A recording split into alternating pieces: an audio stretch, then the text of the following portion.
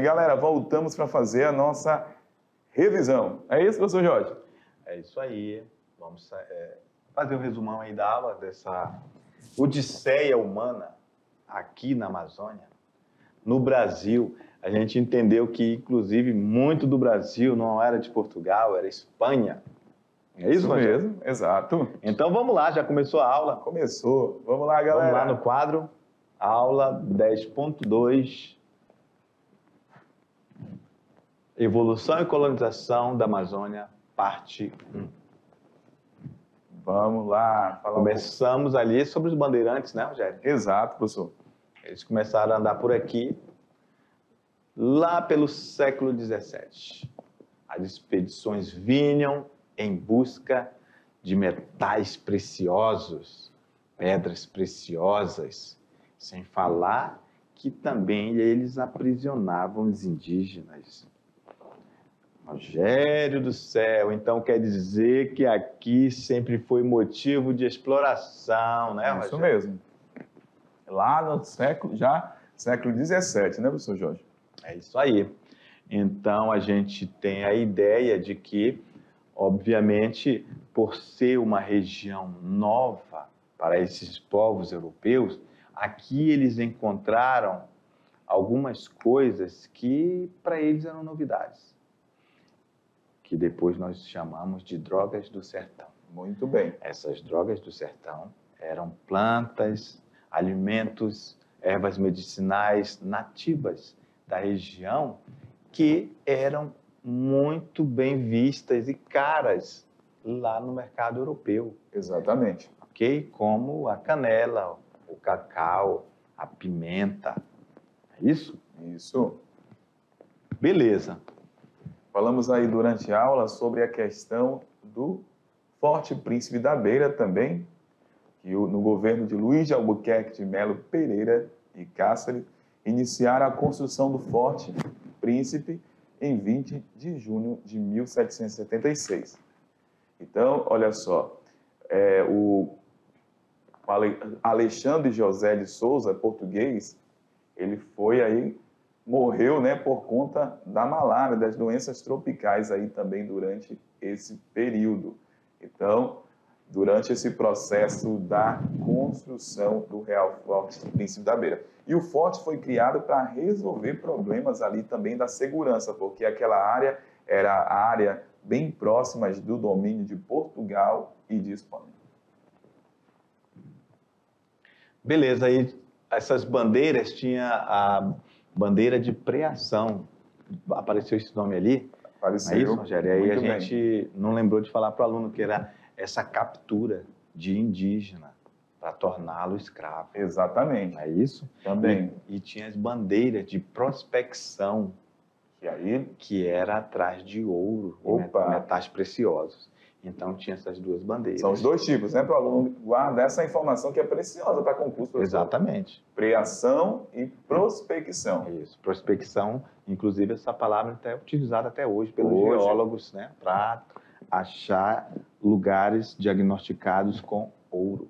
Não só os geólogos, mas, por exemplo, quando você vai montar, por exemplo, uma determinada empresa, um shopping, um local, muitas das vezes é preciso fazer a prospecção, o levantamento daquela área para ver se tem mercado consumidor. Então, é uma palavra que utilizamos até hoje. Beleza. Porque mercado consumidor é importante aí para os negócios do capitalismo.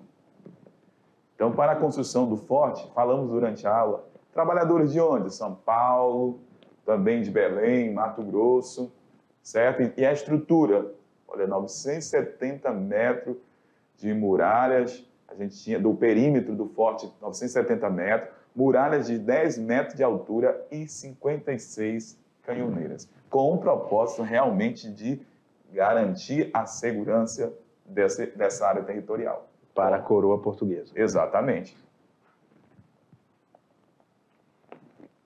Beleza, aí ó, a gente, falando já do primeiro ciclo da borracha, a gente teve o primeiro ciclo que estava acontecendo ao mesmo tempo que estava na segunda revolução industrial.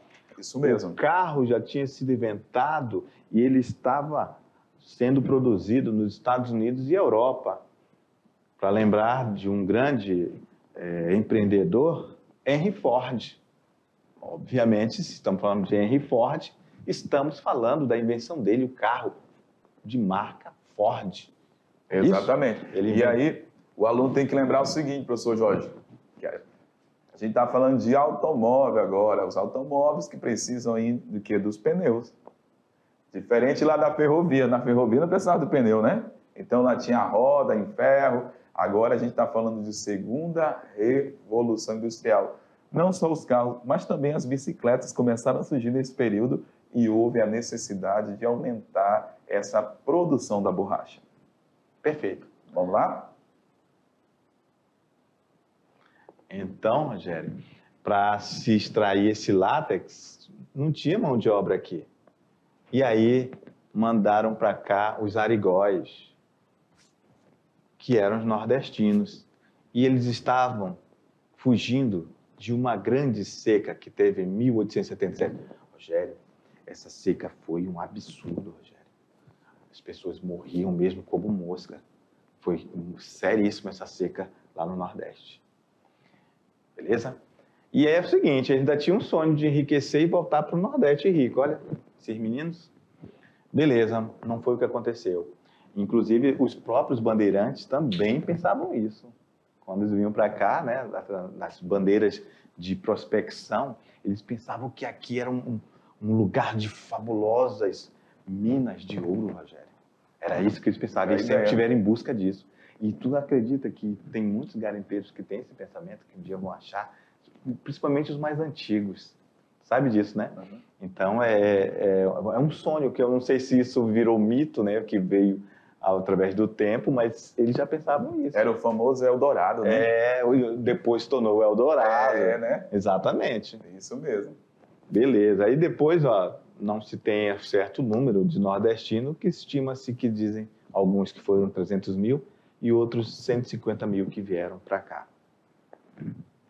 E aí, obviamente, nós temos aí a imagem do Nordeste brasileiro aqui circulado, dizendo que, mostrando, né, no mapa de onde eles partiram, que foi do Nordeste, e para onde vieram, que foi para a região do Acre, muita borracha aqui, Rondônia, Amazonas, Pará. Por quê? Porque era nessas regiões que tinham as seringueiras. Muito bem. E se fixaram principalmente aí próximo aos rios, né, professor Jorge? Exatamente. E esse ciclo aí deixou muito claro o grande pujança econômica que teve, principalmente em Belém e Manaus. Exatamente. Que a maior parte da borracha extraída aqui dessa região de Rondônia, do Acre, era preparada e enviada para Manaus ou Belém e de lá para o mundo. Isso, e aquela região que é o Acre, falamos também, que se tornou uma situação de litígio, que poderia, inclusive, se tornar uma guerra muito sangrenta entre Brasil e Bolívia, e foi solucionada com um dos maiores diplomatas que o Brasil já teve, Barão do Rio Branco, que, inclusive, é o nome da capital do Acre, Rio Branco. Isso mesmo. É isso? Que tratado foi esse? Foi o Tratado de Petrópolis. Petrópolis, uma cidade lá no Rio de Janeiro, que era a capital do Brasil. Exato. É isso? Fechou, professor. Fechou com chave de ouro, professor Jorge. Beleza? Agora é com vocês aí na atividade. Daqui a pouquinho a gente volta para a correção. Valeu! Tchau!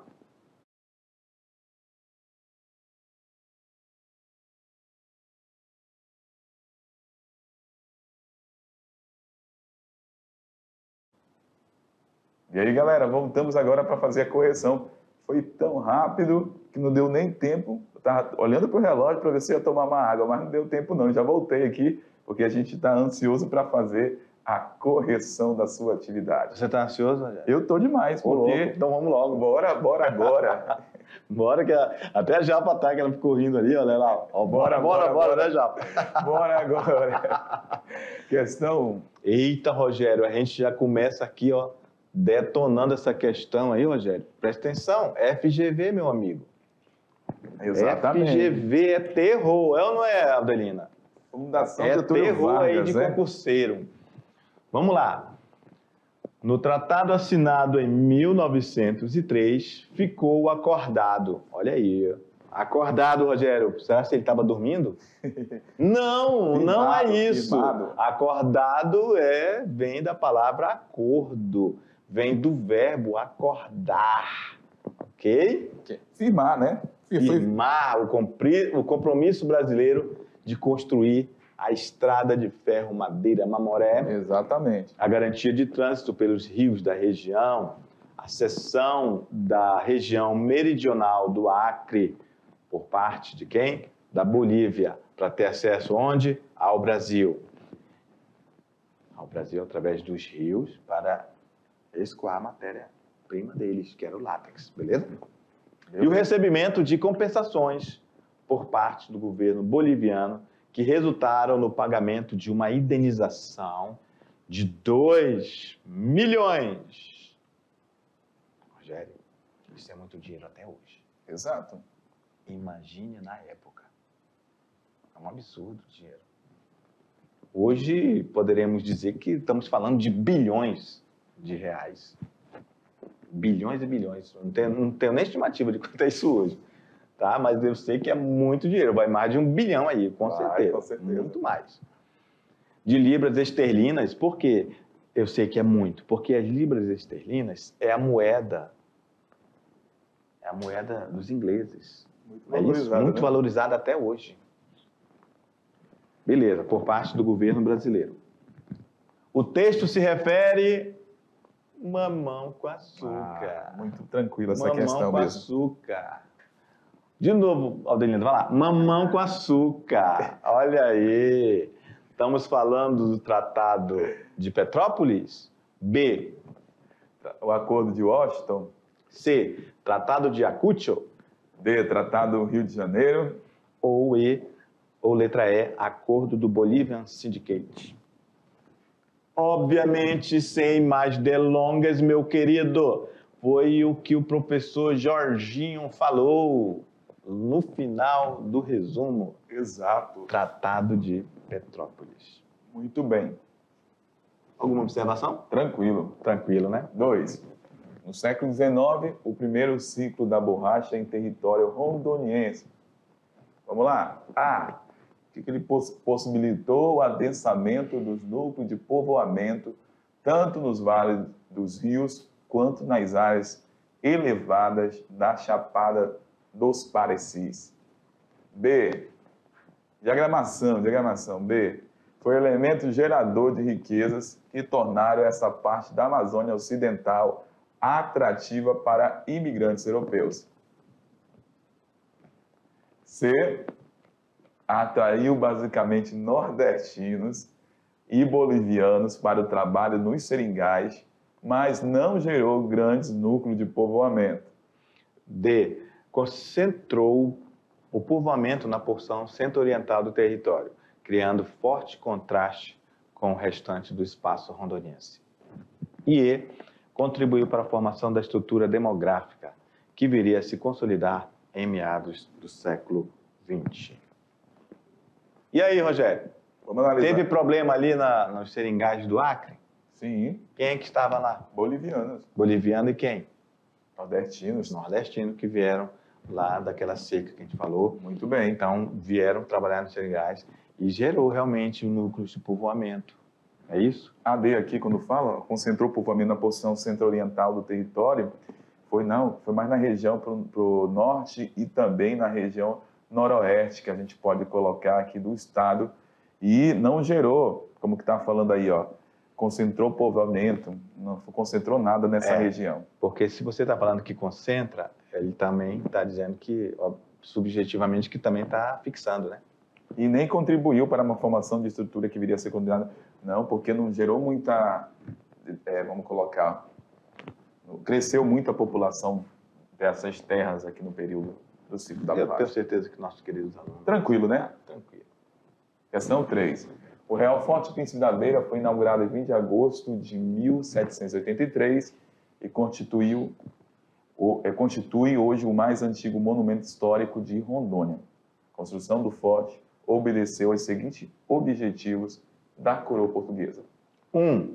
Defender as fronteiras portuguesas dos confrontos contra os espanhóis. 2. Pacificar os movimentos nativistas e emancipacionistas que ocorriam na Amazônia. E, Rogério, emancipacionistas. O que é isso? Olha aí, professor O Jorge. que é emancipar? Emancipar é dizer que aquela pessoa vai já ser livre. É isso? Então as pessoas ali estão querendo o quê? Os nativistas. Quem são os nativistas? As pessoas natas da região, não é isso? Diz que eles queriam a liberdade deles. Estavam dizendo que estava tendo movimento dos indígenas querendo essa terra para ele, olha só. E estava tendo um maior problema. Então, isso quer dizer que quer pacificar? Então, quer dizer que estava tendo guerra. Exatamente, estava tendo vários problemas, né? Vamos lá, 3. Intensificar a atividade comercial ao longo dos rios Guaporé, Mamoré e Madeira. 4. Fixar como territórios portugueses as terras ao longo do Rio Amazonas. E aí, professor? Aquela que você falou há pouco a gente tem aí como resposta. Vamos analisar. Deixa eu voltar aqui para a gente verificar. Está falando defender as fronteiras portuguesas de confronto espanhol. Isso aqui está certo, né, Rogério? Pacificar os movimentos nativistas emancipacionistas que ocorriam na Amazônia. O que mais? Intensificar a atividade comercial ao longo dos rios Guaporé, Mamoré e Madeira. Isso aqui está certo. Atividade comercial ao longo. E fixar como territórios portugueses as terras ao longo do rio Amazonas. Beleza? Então, vai ser a letra... Só vai estar errada aqui, ó, A2, tá? Então, vai ser a letra E, mas essa 2 não deveria estar aqui. Exatamente. Tá bom? Muito bem. Marque aí. Beleza? Teve um errinho aqui na letra E, nessa emancipação aí, que não teve essa emancipação, não. Exatamente. Muito bem. Vamos lá, questão 4. Qual era a função do aviador no contexto da extração da borracha na Amazônia durante o ciclo da borracha? A. Contratar o serviço dos seringueiros e organizar econômica e administrativamente as regiões onde era extraída a borracha. B.